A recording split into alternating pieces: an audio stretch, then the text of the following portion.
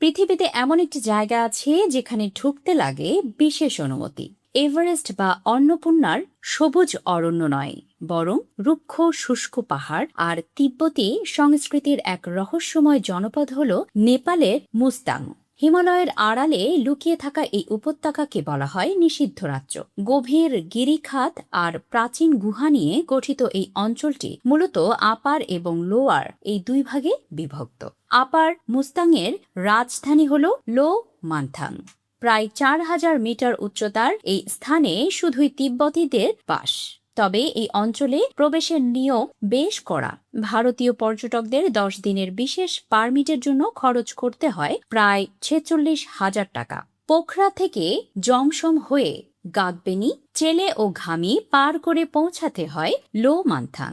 Trekking বা জিপে করে এই দুর্গম পথ পাড়ি দিতে সময় লাগে প্রায় ৭ থেকে ১৪ দিন। জনপ্রতি খরচ হতে পারে ৪০ থেকে ৫০,০০০ টাকা।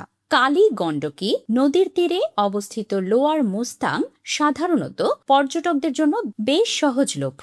মাত্র ৬২৪ টাকার পারমিট নিয়ে গাইড সহ এখানে ঘুরে দেখা যায়। ৩ থেকে ৫ দিনের ট্রিপে মারফা গ্রাম, মুক্তিনাথ মন্দির, ঝাড়কোট এবং ধুম্বা লেক ঘুরে নেওয়া সম্ভব। থাকা খাওয়া মিলিয়ে এখানে খরচ পড়বে ২০ থেকে ৩০,০০০ টাকার মতো।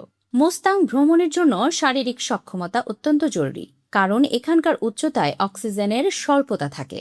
সোলো বা একা ভ্রমণের অনুমতি নেই, তাই সাথে লাইসেন্সধারী গাইড রাখা বাধ্যতামূলক। সেপ্টেম্বর থেকে নভেম্বর এবং মার্চ থেকে মে মাস হল মুস্তাং ঘোরার সেরা সময়।